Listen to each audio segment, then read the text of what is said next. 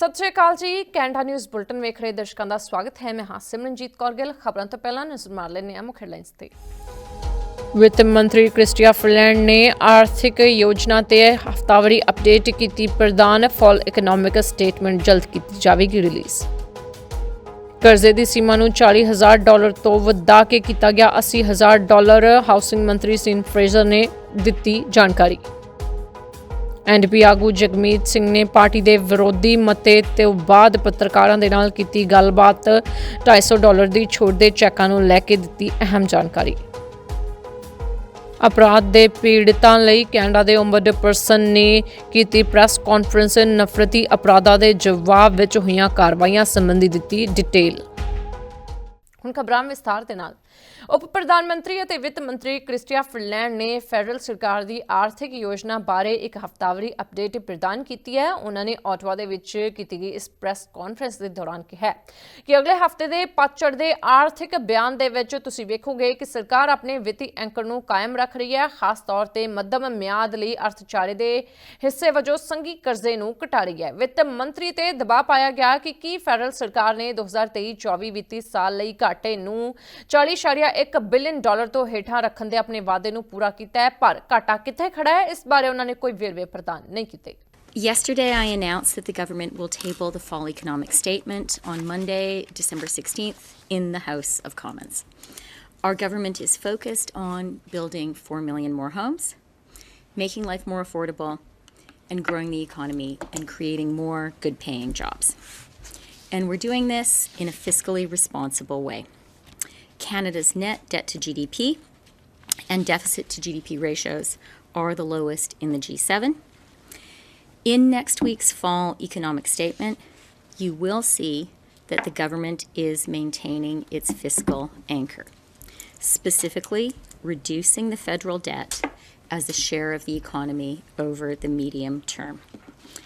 I expect that the debt to GDP ratio we projected in the spring budget for the fiscal year 23-24 will be met. Will there be spending measures that will require a vote in the House of Commons? Thanks for the question. I am not going today to say more about what will be in the fall economic statement. It will be presented in the House on Monday. Okay. Second question. You said that the debt to GDP ratio for last year for 2023-24 will be met. Will you also be able to keep the deficit below $40.1 billion as projected?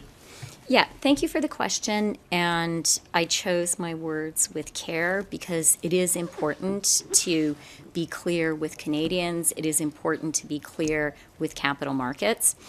So I do expect that when we table the fall economic statement on Monday, the debt to GDP ratio for 23-24, which we put forward in the 24 budget, will be met. Today you're very clearly signaling that you will not meet one of your three deficit guideposts, as you called them, or fiscal guideposts, as you called it in the spring budget. In the spring budget speech, you said it was responsible to have very specific, fiscal guideposts, including limiting the deficit to 40.1 billion or lower. So are you saying you're now comfortable going past that? So I am not going to comment on anonymous rumors that are out there in the town right now. No, I'm not going to comment on anonymous rumors that are out there in the town. I offered something very clear information on what I expect when it comes to the debt to GDP ratio. The debt to GDP ratio is our fiscal anchor. That is it's not just the guarantee of fiscal sustainability, that is fiscal sustainability.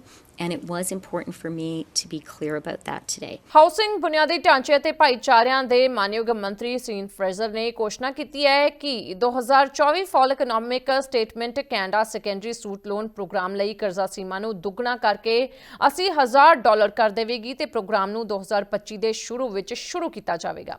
ਇਸ ਦੇ ਨਾਲ ਹੀ ਮਕਾਨ ਮਾਲਕਾਂ ਲਈ ਇਹ ਸੌਖਾ ਹੋ ਜਾਵੇਗਾ। ਕੰਤਾਂ ਵਧਾਉਣ ਲਈ ਅਣਵਰਤੀ ਬੇਸਮੈਂਟ ਨੂੰ ਕਿਰਾਏ ਦੇ ਅਪਾਰਟਮੈਂਟ ਜਾਂ ਗੈਰੇਜ ਨੂੰ ਲੈਨਵੇ ਹੋਮ ਵਿੱਚ ਬਦਲਣ ਵਾਸਤੇ ਭਾਈਚਾਰਿਆਂ ਦੇ ਵਿੱਚ ਇਹ ਅਹਿਦ ਕੀਤਾ ਜਾ ਰਿਹਾ ਹੈ। ਕਰਜ਼ੇ ਦੀ ਸੀਮਾ ਨੂੰ $40,000 ਤੋਂ ਵਧਾ ਕੇ $80,000 ਕੀਤਾ ਗਿਆ। ਵਧੇਰੇ ਮਕਾਨ ਮਾਲਕ ਘੱਟ ਵਿਆਜ ਵਾਲੇ ਵਿੱਤ ਤੱਕ ਪਹੁੰਚ ਕਰਨ ਦੇ ਯੋਗ ਹੋਣਗੇ, ਜਿਨ੍ਹਾਂ ਦੀ ਉਹਨਾਂ ਨੂੰ ਆਪਣੇ ਘਰ ਵਿੱਚ ਇੱਕ ਸੈਕੰਡਰੀ ਸੂਟ ਜੋੜਨ ਦੀ ਲੋੜ ਹੁੰਦੀ ਹੈ। ਇਸ ਨਾਲ ਮਕਾਨ ਮਾਲਕਾਂ ਲਈ ਸਿਰਫ 2% ਦੀ ਘੱਟ ਵਿਆਜ ਦਰ ਤੇ 15 ਸਾਲਾਂ ਦੇ ਕਰਜ਼ੇ ਦੀਆਂ ਸ਼ਰਤਾਂ ਰਾਹੀਂ ਅਜਿਹਾ ਕਰਨਾ ਸਸਤਾ ਹੋ ਜਾਵੇਗਾ। ਸੈਕੰਡਰੀ ਸੂਟ ਲੋਨ ਪ੍ਰੋਗਰਾਮ ਤੋਂ ਇਲਾਵਾ 15 ਜਨਵਰੀ 2025 ਤੋਂ ਘਰ ਦੇ ਮਾਲਕ ਇੱਕ ਸੈਕੰਡਰੀ ਸੂਟ ਜੋੜਨ ਦੀ ਲਾਗਤ ਨੂੰ ਪੂਰਾ ਕਰਨ ਦੇ ਵਿੱਚ ਮਦਦ ਕਰਨ ਲਈ ਬੀਮੇ ਵਾਲੇ ਮੌਰਗੇਜਾਂ ਨਾਲ ਮੁੜ ਵਿੱਤੀ ਕਰ ਸਕਣਗੇ। These secondary suites are really cool buildings that I'm starting to see pop up right across the country. Where I tend to see the most when I'm visiting communities who've embraced unique solutions to the housing crisis is when families are trying to find a home for aging parents who have unique accessibility needs, for families who have a student who wants to live nearby if they're going to college or university, or for people who are looking to earn a little bit extra income on the side. The change today is really important because it reflects feedback that we've heard from stakeholders out there who are in the business of building these things, including families who want to add a new building to their property to provide housing for typically a loved one, but not necessarily. What's important about this change is when you increase the loan limit at 2% to $80,000, you layer on top of it programs that may exist at a provincial level, like in my home province, there's a forgivable loan of $40,000, and the changes that allow you to refinance up to 90% of the value for a 30-year term. The upfront cost is no longer a barrier to a lot of families because the different tools that have been made available allow you to actually embrace this solution for yourself. What's unique about this particular policy compared to many others is that a lot of the measures that we put in place with the housing plan last year were focused on providing incentives to big institutional builders to build much more quickly. Today we're creating opportunities for ordinary families, middle-class families, to be part of the solution as well by building more housing stock on properties that they already own and freeing up the stock that exists in the community should a family move into a backyard suite, a garden suite, a basement suite. This is a unique opportunity for ordinary Canadians to be part of the solution to the housing crisis, and I'm looking forward to seeing more businesses pop up across Canada who are engaged in the manufacture of these kinds of homes, which can be built far more quickly than a traditional construction methodology for a full-size home. This is an exciting product, and I'm looking forward to rolling it out because I think it's going to add potentially tens of thousands of units to the national housing supply over the next number of years. NDP ਆਗੂ ਜਗਮੀਤ ਸਿੰਘ ਨੇ ਆਪਣੀ party ਦੇ ਵਿਰੋਧੀ ਮਤੇ ਤੇ house of Commons ਦੇ ਵਿੱਚ voting ਕਰਨ ਤੋਂ ਬਾਅਦ ਪੱਤਰਕਾਰਾਂ ਦੇ ਨਾਲ ਗੱਲਬਾਤ ਕੀਤੀ। ਇਸ ਮਤੇ ਦੇ ਵਿੱਚ ਲਿਬਰਲ ਸਰਕਾਰ ਵੱਲੋਂ ਕੁਝ ਵਸਤਾਂ ਤੇ GST ਨੂੰ 2 ਮਹੀਨੇ ਤੇ ਰੋਕ ਨੂੰ ਸਥਾਈ ਕਰਨ ਦੀ ਮੰਗ ਕੀਤੀ ਗਈ ਹੈ। ਗੈਰ ਬਾਈਂਡਿੰਗ ਮੋਸ਼ਨ ਦੇ ਵਿੱਚ ਫੋਨ ਅਤੇ ਇੰਟਰਨੈਟ ਬਿੱਲਾਂ ਵਰਗੇ ਮਾਸਿਕ ਖਰਚਿਆਂ ਨੂੰ ਪੂਰਾ ਕਰਨ ਲਈ ਟੈਕਸ ਕਟੌਤੀ ਨੂੰ ਵਧਾਉਣ ਤੇ ਵਿਦਿਆਰਥੀਆਂ, ਬਜ਼ੁਰਗਾਂ ਤੇ ਅਪਾਹਜਤਾ ਵਾਲੇ ਲੋਕਾਂ ਨੂੰ ਯਾਨੀ ਕਿ ਡਿਸੇਬਲ ਲੋਕਾਂ ਨੂੰ ਸ਼ਾਮਿਲ ਕਰਨ ਲਈ ਸਰਕਾਰ ਦੇ ਪ੍ਰਸਤਾਵਿਤ $250 ਦੀ ਛੋਟ ਦੇ ਚੈੱਕਾਂ ਲਈ ਵੀ ਆਖਿਆ ਗਿਆ ਹੈ। So nearly every other party in the chamber right now voted against giving the working class a permanent tax cut. It's ludicrous. In addition, they also voted against a senior getting that check. They voted against people living with disabilities getting that check. They voted against a single mom taking care of her kids that had to make sacrifices, not getting a check. That's what they voted for. They voted for them not getting a check. I think it's clear that Canadians need someone who's going to fight for them, who's going to fight for tax cuts for the working class, not for billionaires. That's why I'm running for Prime Minister, because it's clear the Conservatives are bootlickers for billionaires. If there's a tax cut that doesn't help billionaires, they're not in it. And the Liberals continue to let people down. We think that tax cuts should be permanent for the working class. They want it to be temporary. We think that seniors and people living with disabilities should be able to get that check. The Liberals don't agree. I'm going to keep on fighting to make sure we get relief to people now. We want that relief to be permanent, and we want people that need it most to get the checks. We want to see the checks improved How that's done, we'll leave it to the Liberals. They're in government. They're the ones that have got to do it. We want it, though, improved. It's clear right now that some of the people who are most vulnerable are left out. That is wrong. My message to Justin Trudeau is, it is wrong that someone earning $140,000 is going to get a check. But a senior who's worked their entire life, raised their kids, and now is cutting back on groceries because their pension is not going far enough, that person doesn't deserve the check? It doesn't make any sense. So I want to see it improved. How that's done, we're open, we're very flexible, but it has to be improved. Seniors have to get it. People living with disabilities have to get it. A mom trying to take care of her kid should get it. What do you say, though, to there's 18 million people who would get these checks under the Liberals' plan if it can pass the House of Commons? What do you say to those 18 million people? Well, they deserve a break, but we also need to make sure that some of the most vulnerable people in our country get that break as well. And so we're going to keep on fighting to make sure we get that break to as many people as possible, but particularly the people who need it most. We've heard from people, I've spoken with people, they tell me all the time, they say, yeah, I mean, it makes sense that a senior should get it. You know, someone earning $140,000 gets a check, but not a senior, doesn't add up. Have you spoken to the Prime Minister directly about this matter? No, but we've raised the issue and made it very clear publicly. I've said it again and again. I asked a question today in question period on this. We've made it clear. If you want those checks out the door, they have to include seniors and people living with disabilities. It has to include families that need it most. And that's now, the Liberals know exactly where we stand. ਅਪਰਾਧ ਦੇ ਪੀੜਤਾਂ ਲਈ Canada ਦੇ ਓਮਬਡਪਰਸਨ Benjamin ਡਰੋਬਕ ਨੇ ਨਫ਼ਰਤ ਅਪਰਾਧ ਦੇ ਜਵਾਬਾਂ ਤੇ ਇੱਕ ਅਧਿਐਨ ਦੀ ਰਿਲੀਜ਼ ਲਈ ਪਾਰਲੀਮੈਂਟ ਹਿਲ ਤੇ ਨਿਊਜ਼ ਕਾਨਫਰੰਸ ਕੀਤੀ ਹੈ। ਮਨੁੱਖੀ ਅਧਿਕਾਰ ਦਿਵਸ ਦੇ ਮੌਕੇ ਦੇ ਉੱਤੇ office of federal ombudsperson for victims of crime ਨੇ ਕੈਨੇਡਾ ਦੇ ਵਿੱਚ ਨਫ਼ਰਤੀ ਅਪਰਾਧ ਦੇ ਪੀੜਤਾਂ ਲਈ ਨਿਆਂ ਤੱਕ ਪਹੁੰਚ ਨੂੰ ਮਜ਼ਬੂਤ ਕਰਨ ਦੇ ਸਿਰਲੇਖ ਵਾਲੀ ਇੱਕ ਰਿਪੋਰਟ ਜਾਰੀ ਕੀਤੀ। ਖੋਜ ਸਟੈਕ ਹੋਲਡਰਾਂ ਨਾਲ ਸਲਾਹ ਮਸ਼ਵਰੇ ਅਤੇ ਪੁਲਿਸ ਅਧਿਕਾਰੀਆਂ ਤੇ ਪੀੜਿਤ ਸੇਵਾ ਪ੍ਰਦਾਤਾਵਾਂ ਦੇ ਸਰਵੇਖਣਾਂ ਦੇ ਜਵਾਬਾਂ ਤੋਂ ਲਏ ਗਏ ਨਤੀਜੇ ਪੂਰੇ ਕੈਨੇਡਾ ਦੇ ਵਿੱਚ ਨਫ਼ਰਤੀ ਅਪਰਾਧ ਦੇ ਜਵਾਬਾਂ 'ਚ ਚੁਣੌਤੀਆਂ ਤੇ ਪਾੜੇ ਨੂੰ ਉਜਾਗਰ ਕਰ ਰਹੇ ਨੇ। The Office of the Federal Ombudsperson has a mandate to improve access to federal programs and services for victims of crime, help policymakers understand systemic issues that negatively affect survivors, and ensure that the quasi-constitutional provisions in the Canadian Victims' Bill of Rights are upheld. Why this? Why now?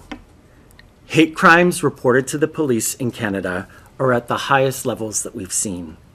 Still, we know that most people affected already experience discrimination and do not report to police because of mistrust, fear. They don't believe it will help. And they want to avoid further stigma on themselves and their communities. When the justice system fails survivors consistently, it validates hate and feelings of exclusion. We're here today because we believe that can change. So we interviewed academic partners and community leaders and reviewed existing research on the needs of survivors, statistical trends, and legislative options. The report includes a case study offering insight into the long-term and wider impacts of hate crime incidents on victims and their communities. We conclude with recommendations and a list of resources we identified throughout the study, including toolkits, practice guides, and online reporting apps. Victims of hate crime face immense challenges in coming forward. Fear of retaliation, systemic racism, and mistrust of law enforcement discourage many from reporting. When reports are made, police in our study estimated that only 35% of victims access the support services they need. The disconnect between reporting and support highlights the lack of a cohesive system to guide victims from incident to resolution. Third-party reporting through organizations or victim services is a promising practice for gathering more accurate statistics, reporting to police, and making referrals. Second, we need specialized resources for survivors of hate crime. Only 28% of police respondents said their police services had a dedicated hate crime unit. Nearly half of those units are staffed by just one officer. We heard that hate crime units have greater access to specialized training on recognizing and investigating hate crime and are better equipped to conduct meaningful community outreach and education. Third, we need a clear definition of hate crime in the criminal code to improve investigations. Police reported difficulties navigating inconsistent definition, definitions, distinguishing hate speech from freedom of expression, and knowing how to assess motivation for hate crime. Perpetrators of online hate are often shielded by anonymity and enabled by platforms that lack accountability measures. Fourth, there is a pressing need for improved training across all sectors. Police wanted practical training on online hate crime investigation techniques, since most officers have limited experiences with cases. Police recommended hybrid learning opportunities and interagency workshops led by experienced hate crime units. Victim service organizations also want specialized training, but struggle with funding and resource constraints. And finally, there were mixed responses to proposed legislative reforms. There was strong support for a standalone hate crime offense, as proposed in Bill C-63. 77% of police and 82% of victim services said it would be either helpful or very helpful, but that it would require investment in training to be effective. Respondents were less supportive of peace bonds and felt that the requirement for Attorney General consent would introduce barriers to timely prosecution.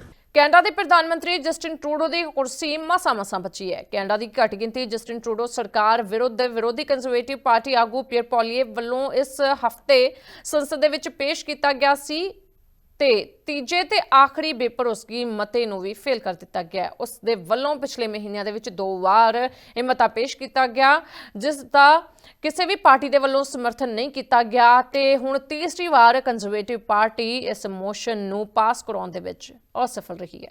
ਘੱਟ ਗਿਣਤੀ Trudeau ਸਰਕਾਰ ਨੂੰ ਡੇਗਣ ਲਈ Tory ਆਗੂ peer ਪੋਲੀਏਵ ਦੀ ਤੀਜੀ ਕੋਸ਼ਿਸ਼ ਵੀ ਨਾਕਾਮ ਰਹੀ ਅਤੇ ਜਗਮੀਤ ਸਿੰਘ ਦੀ ਅਗਵਾਈ ਵਾਲੀ ਐਨਡੀਪੀ ਵੱਲੋਂ ਜੀਐਸਟੀ ਪੱਕੇ ਤੌਰ ਤੇ ਹਟਾਉਣ ਲਈ ਲਿਆਂਦਾ ਮਤਾ ਵੀ ਮਾਤ ਖਾ ਗਿਆ। ਬੇਵਿਸਾਹੀ ਮਤੇ ਤੇ VOTING ਦੌਰਾਨ ਕੰਜ਼ਰਵੇਟਿਵ ਪਾਰਟੀ ਦੇ ਐਮਪੀਜ਼ ਐਨਡੀਪੀ ਵਾਲਿਆਂ ਦਾ ਮਾਹੌਲ ਉਡਾਉਂਦੇ ਵੇਖੇ ਗਏ। VOTING ਦੌਰਾਨ ਜਗਮੀਤ ਸਿੰਘ ਸਦਨ ਵਿੱਚ ਹਾਜ਼ਰ ਨਹੀਂ ਸਨ ਅਤੇ ਉਹਨਾਂ ਨੇ ਵੀਡੀਓ ਕਾਨਫਰੰਸਿੰਗ ਰਾਹੀਂ ਵੋਟ ਪਾਈ। ਜਗਮੀਤ ਸਿੰਘ ਪਹਿਲਾਂ ਹੀ ਕਹਿ ਚੁੱਕੇ ਸਨ ਕਿ ਉਹ ਕੰਜ਼ਰਵੇਟਿਵ ਪਾਰਟੀ ਦੀਆਂ ਚਾਲਾਂ ਕਾਮਯਾਬ ਨਹੀਂ ਹੋਣ ਦੇਣਗੇ। ਉਹਨਾਂ ਕਿਹਾ ਕਿ ਇਹ ਵੇਲਾ ਚੋਣਾਂ ਦਾ ਨਹੀਂ ਅਤੇ ਲੋਕਾਂ ਨੂੰ ਜੀਐਸਟੀ ਤੋਂ ਪੱਕੇ ਤੌਰ ਤੇ ਰਾਹਤ ਮਿਲਣੀ ਚਾਹੀਦੀ ਹੈ, ਪਰ ਐਨਡੀਪੀ ਵੱਲੋਂ ਜੀਐਸਟੀ ਬਾਰੇ ਲਿਆਂਦਾ ਮਤਾ ਵੀ ਪਾਸ ਨਾ ਹੋ ਸਕਿਆ ਕਿਉਂਕਿ ਲਿਬਰਲ ਪਾਰਟੀ ਦੇ ਸਿਰਫ ਇੱਕ ਐਮਪੀ ਨੇ ਇਸ ਦੀ ਹਮਾਇਤ ਕੀਤੀ। ਜਗਮੀਤ ਸਿੰਘ ਵੱਲੋਂ $250 ਦੀ ਆਰਥਿਕ ਸਹਾਇਤਾ ਦੇ ਮੁੱਦੇ ਤੇ ਪ੍ਰਧਾਨ ਮੰਤਰੀ ਜਸਟਿਨ ਟਰੂਡੋ ਨੂੰ ਘੇਰਨ ਦਾ ਯਤਨ ਕੀਤਾ ਗਿਆ, ਪਰ ਇੱਥੇ ਵੀ ਸਫਲਤਾ ਹੱਥ ਨਾ ਲੱਗੀ। ਦੂਜੇ ਪਾਸੇ ਕੰਜ਼ਰਵੇਟਿਵ ਪਾਰਟੀ ਵੱਲੋਂ ਬੇਵਿਸਾਹੀ ਮਤੇ ਤੋਂ ਇਲਾਵਾ $10 ਲੱਖ ਤੋਂ ਘੱਟ ਕੀਮਤ ਵਾਲੇ ਨਵੇਂ ਮਕਾਨਾਂ ਤੋਂ ਜੀਐਸਟੀ ਹਟਾਉਣ ਵਾਲੇ ਮਤਾ ਸੋਮਵਾਰ ਨੂੰ ਪੇਸ਼ ਕੀਤਾ ਗਿਆ ਸੀ, ਜਿਸ ਉੱਤੇ ਮੰਗਲਵਾਰ ਨੂੰ VOTING ਹੋ ਸਕਦੀ ਸੀ ਤੇ ਹੋਈ। ਮੰਗਲਵਾਰ ਨੂੰ ਸੰਸਦ ਵਿੱਚ ਦੇਰ ਸ਼ਾਮ ਤੱਕ VOTING ਦਾ ਸਿਲਸਿਲਾ ਜਾਰੀ ਰਿਹਾ, ਜਦੋਂ ਸਰਕਾਰ ਦੇ ਪੂਰਕ ਮੰਗਾਂ ਵਾਸਤੇ ਪ੍ਰਵਾਨਗੀ ਮੰਗੀ ਗਈ। ਹਾਊਸਿੰਗ, ਡੈਂਟਲ ਕੇਅਰ ਅਤੇ ਨੈਸ਼ਨਲ ਸਕੂਲ ਫੂਡ ਪ੍ਰੋਗਰਾਮ ਵਾਸਤੇ ਖਜ਼ਾਨਾ ਬੋਰਡ ਦੀ ਮੁਖੀ ਅਨੀਤਾ ਆਨੰਦ ਵੱਲੋਂ ਸੰਸਦ ਤੋਂ $21.6 ਅਰਬ ਦੇ ਫੰਡਾਂ ਦੀ ਪ੍ਰਵਾਨਗੀ ਮੰਗੀ ਗਈ ਤੇ ਇਹ ਪ੍ਰਵਾਨਗੀ ਨਾ ਮਿਲਣ ਦੀ ਸੂਰਤ ਵਿੱਚ ਇਹਨਾਂ ਯੋਜਨਾਵਾਂ ਵਾਸਤੇ ਫੰਡਾਂ ਦੀ ਕਮੀ ਵੀ ਆ ਸਕਦੀ ਹੈ। ਇਸ ਦੌਰਾਨ ਵਿੱਤ ਮੰਤਰੀ ਕ੍ਰਿਸਟੀਆ ਫਰੀਲੈਂਡ ਵੱਲੋਂ 16 ਦਸੰਬਰ ਨੂੰ ਫਾਲ ਇਕਨੋਮਿਕ ਸਟੇਟਮੈਂਟ ਪੇਸ਼ ਕਰਨ ਦਾ ਐਲਾਨ ਕਰ ਦਿੱਤਾ ਗਿਆ। ਵਿੱਤ ਮੰਤਰੀ ਨੇ ਕੰਜ਼ਰਵੇਟਿਵ ਪਾਰਟੀ ਨੂੰ ਕਰੜੇ ਹੱਥੀਂ ਲੈਂਦਿਆਂ ਕਿਹਾ ਕਿ ਲਿਬਰਲ ਸਰਕਾਰ ਆਰਥਿਕ ਬਿਆਨ ਜਾਰੀ ਕਰਨ ਵਾਸਤੇ ਤਿਆਰ ਹੈ, ਪਰ ਵਿਰੋਧੀ ਧਿਰ ਦੇ ਅੜਿੱਕਿਆਂ ਕਾਰਨ ਦੇਰ ਹੋ ਰਹੀ ਹੈ। ਵਿਰੋਧੀ ਧਿਰ ਦੇ ਆਗੂ ਪੀਅਰ ਪੋਲੀਏਵ ਸੰਭਾਵਿਤ ਬਜਟ ਘਾਟੇ ਦੇ ਮੁੱਦੇ ਤੇ ਸਰਕਾਰ ਨੂੰ ਘੇਰਨ ਦਾ ਯਤਨ ਕਰ ਰਹੇ ਨੇ। ਅਕਤੂਬਰ ਵਿੱਚ ਪਾਰਲੀਮਾਨੀ ਬਜਟ ਅਫਸਰ ਦੀ ਗਿਣਤੀ ਮਿਣਤੀ ਮੁਤਾਬਿਕ ਬਜਟ ਘਾਟਾ $46.8 ਅਰਬ ਤੱਕ ਜਾ ਸਕਦਾ ਹੈ, ਜਦਕਿ ਸਰਕਾਰ ਇਸ ਨੂੰ $40 ਅਰਬ ਤੋਂ ਹੇਠਾਂ ਰੱਖਣ ਦਾ ਦਾਅਵਾ ਕਰ ਚੁੱਕੀ ਹੈ। ਬ੍ਰਿਟਿਸ਼ ਕੋਲੰਬੀਆ ਦੇ ਵਿੱਚ ਨਸ਼ਿਆਂ ਦੀ ਓਵਰਡੋਜ਼ ਕਰਕੇ 2024 ਦੇ ਵਿੱਚ 1925 ਜਾਨਾਂ ਗਈਆਂ ਨੇ। ਆંકੜੇ ਹੈਰਾਨੀਜਨਕ ਨੇ। ਬ੍ਰਿਟਿਸ਼ ਕੋਲੰਬੀਆ ਦੇ ਵਿੱਚ ਪਿਛਲੇ 4 ਸਾਲ ਦੌਰਾਨ ਪਹਿਲੀ ਵਾਰ ਨਸ਼ਿਆਂ ਦੀ ਓਵਰਡੋਜ਼ ਕਾਰਨ ਮਰਨ ਵਾਲਿਆਂ ਦਾ ਆંકੜਾ ਹੇਠ ਆਇਆ।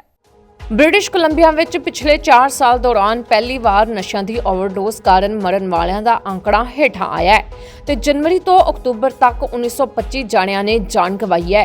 2023 ਦੇ ਮੁਕਾਬਲੇ ਪਹਿਲੇ 10 ਮਹੀਨੇ ਦਾ ਆંકੜਾ 10% ਘੱਟ ਬਣਦਾ ਹੈ ਅਤੇ BC ਕੋਰੋਨਰਜ਼ ਸਰਵਿਸ ਵੱਲੋਂ ਭਵਿੱਖ ਵਿੱਚ ਜਾਨੀ ਨੁਕਸਾਨ ਦੇ ਆંકੜੇ ਹੋਰ ਹੇਠਾਂ ਆਉਣ ਦੀ ਉਮੀਦ ਜ਼ਾਹਰ ਕੀਤੀ ਗਈ ਹੈ। ਜਾਨੀ ਨੁਕਸਾਨ ਵਿੱਚ ਕਮੀ ਆਉਣ ਦੇ ਬਾਵਜੂਦ ਨਸ਼ੀਲੇ ਪਦਾਰਥ BC ਵਿੱਚ ਗੈਰ ਕੁਦਰਤੀ ਮੌਤਾਂ ਦਾ ਸਭ ਤੋਂ ਵੱਡਾ ਕਾਰਨ ਬਣੇ ਹੋਏ ਨੇ। ਸੂਬੇ ਵਿੱਚ ਹੁੰਦੇ ਕਤਲਾਂ, ਖੁਦਕੁਸ਼ੀਆਂ, ਹਾਦਸਿਆਂ ਅਤੇ ਬਿਮਾਰੀਆਂ ਕਾਰਨ ਮਰਨ ਵਾਲਿਆਂ ਤੋਂ ਜ਼ਿਆਦਾ ਜਾਨੀ ਨੁਕਸਾਨ ਨਸ਼ਿਆਂ ਦੀ ਓਵਰਡੋਜ਼ ਕਾਰਨ ਹੋ ਰਿਹਾ ਹੈ। ਇੱਥੇ ਦੱਸਣਾ ਬਣਦਾ ਹੈ ਕਿ ਸਤੰਬਰ ਮਹੀਨੇ ਦੌਰਾਨ 183 ਜਾਣਿਆਂ ਦੀ ਜਾਨ ਗਈ ਸੀ। ਤਾਜ਼ਾ ਰਿਪੋਰਟ ਮੁਤਾਬਕ ਅਕਤੂਬਰ ਤੋਂ ਓਵਰਡੋਜ਼ ਕਾਰਨ ਜਾਨ ਗਵਾਉਣ ਵਾਲਿਆਂ ਵਿੱਚੋਂ 22% ਔਰਤਾਂ ਸਨ ਤੇ 2024 ਦੌਰਾਨ ਔਰਤਾਂ ਦੀ ਮੌਤ ਦਾ ਅੰਕੜਾ 5 ਸਾਲ ਪਹਿਲਾਂ ਦੇ ਮੁਕਾਬਲੇ ਦੁੱਗਣਾ ਹੋ ਚੁੱਕਾ ਹੈ। BC ਦੀ ਸਿਹਤ ਮੰਤਰੀ ਜੋਜ਼ੀ ਔਸਬੋਰਨ ਨੇ ਇੱਕ ਬਿਆਨ ਜਾਰੀ ਕਰਦਿਆਂ ਕਿਹਾ ਹੈ ਕਿ ਨਸ਼ਿਆਂ ਦੀ ਸਪਲਾਈ ਲੋਕਾਂ ਦੀ ਸਿਹਤ ਵਾਸਤੇ ਸਭ ਤੋਂ ਗੰਭੀਰ ਖਤਰਿਆਂ ਦੇ ਵਿੱਚੋਂ ਇੱਕ ਹੈ। ਤਕਰੀਬਨ ਹਰ ਉਮਰ ਵਰਗ ਦੇ ਲੋਕ ਨਸ਼ਿਆਂ ਦੀ ਮਾਰ ਹੇਠ ਆ ਰਹੇ ਨੇ, ਪਰ ਅਣਥੱਕ ਯਤਨਾਂ ਸਦਕਾ ਮੌਤਾਂ ਦਾ ਅੰਕੜਾ ਕਾਫੀ ਹੱਦ ਤੱਕ ਹੇਠਾਂ ਆਇਆ ਹੈ। ਇਸ ਨੂੰ ਹੋਰ ਹੇਠਾਂ ਲਿਆਉਣ ਲਈ ਹਾਲੇ ਬਹੁਤ ਕੁਝ ਕੀਤਾ ਜਾਣਾ ਬਾਕੀ ਹੈ। ਰਿਪੋਰਟ ਨੂੰ ਬਾਰੀਕੀ ਨਾਲ ਘੋਖਿਆ ਜਾਵੇ ਤਾਂ ਅਕਤੂਬਰ ਮਹੀਨੇ ਦੌਰਾਨ 19 ਸਾਲ ਤੋਂ ਘੱਟ ਉਮਰ ਵਾਲਾ ਕੋਈ ਸ਼ਖਸ ਓਵਰਡੋਜ਼ ਦਾ ਸ਼ਿਕਾਰ ਨਹੀਂ ਬਣਿਆ ਅਤੇ ਮਰਨ ਵਾਲਿਆਂ ਵਿੱਚੋਂ ਅੱਧੇ 30 ਸਾਲ ਤੋਂ 49 ਸਾਲ ਤੱਕ ਦੀ ਉਮਰ ਵਾਲੇ ਰਹੇ। ਸਭ ਤੋਂ ਜ਼ਿਆਦਾ ਮੌਤਾਂ ਦਾ ਕਾਰਨ ਫੈਂਟਾਨਿਲ ਰਹੀ ਅਤੇ 87% ਤੋਂ ਵੱਧ ਜਾਨਾਂ ਇਸ ਖਤਰਨਾਕ ਨਸ਼ੇ ਕਰਕੇ ਗਈਆਂ ਨੇ। ਬ੍ਰਿਟਿਸ਼ ਕੋਲੰਬੀਆ ਵਿੱਚ ਖਿੱਤਿਆਂ ਦੇ ਹਿਸਾਬ ਨਾਲ ਵੇਖਿਆ ਜਾਵੇ ਤਾਂ ਵੈਨਕੂਵਰ ਕੋਸਟਲ ਰੀਜਨ ਵਿੱਚ 48 ਜਾਣਿਆਂ ਦੀ ਮੌਤ ਹੋਈ, ਜਦਕਿ ਫਰੇਜ਼ਰ ਹੈਲਥ ਰੀਜਨ ਵਿੱਚ 43 ਜਾਣਿਆਂ ਨੇ ਆਪਣੀ ਜਾਨ ਗਵਾ ਦਿੱਤੀ। ਜਾਂਦੇ ਇੱਕ ਨਜ਼ਰ ਅੱਜ ਦੀਆਂ ਸੋਨੇ ਦੀਆਂ ਕੀਮਤਾਂ ਤੇ। 18 ਕੈਰਟ 1 ਤੋਲਾ ਸੋਨੇ ਦੀ ਕੀਮਤ 710 ਕੈਨੇਡੀਅਨ ਡਾਲਰ ਹੋ ਗਈ ਹੈ। 22 ਕੈਰਟ 1 ਤੋਲਾ ਸੋਨੇ ਦੀ ਕੀਮਤ 872 ਕੈਨੇਡੀਅਨ ਡਾਲਰ ਹੈ। 24 ਕੈਰਟ 1 ਤੋਲਾ ਸੋਨੇ ਦੀ ਕੀਮਤ 974 ਕੈਨੇਡੀਅਨ ਡਾਲਰ ਹੈ। ਭਾਰਤੀ ਰੁਪਈਆਂ 'ਚ ਜ਼ਿਕਰ ਕਰੀਏ ਤਾਂ 18 ਕੈਰਟ 1 ਤੋਲਾ ਸੋਨੇ ਦੀ ਕੀਮਤ ਹੈ 42,527 ਰੁਪਏ। 22 ਕੈਰਟ 1 ਤੋਲਾ ਸੋਨੇ ਦੀ ਕੀਮਤ ਹੈ 52,230 ਰੁਪਏ ਤੇ 24 ਕੈਰਟ 1 ਤੋਲਾ ਸੋਨੇ ਦੀ ਕੀਮਤ ਹੈ 58,339 ਰੁਪਏ। ਜਾਂਦੇ ਜ਼ਿਕਰ ਕੈਨੇਡੀਅਨ ਡਾਲਰ ਦਾ। ਸੋ ਅੱਜ ਇੱਕ ਕੈਨੇਡੀਅਨ ਡਾਲਰ ਦੀ ਕੀਮਤ 59 ਭਾਰਤੀ ਰੁਪਏ ਤੇ 99 ਭਾਰਤੀ ਪੈਸੇ ਦੇ ਬਰਾਬਰ ਹੋ ਗਈ ਹੈ। ਇਸ ਦੇ ਨਾਲ ਹੀ ਮੈਨੂੰ ਦਿਓ ਇਜਾਜ਼ਤ। ਕੱਲ ਫਿਰ ਮਿਲਾਂਗੇ ਨਵੀਆਂ ਤੇ ਤਾਜ਼ਾ ਖਬਰਾਂ ਦੇ ਨਾਲ। ਧੰਨਵਾਦ।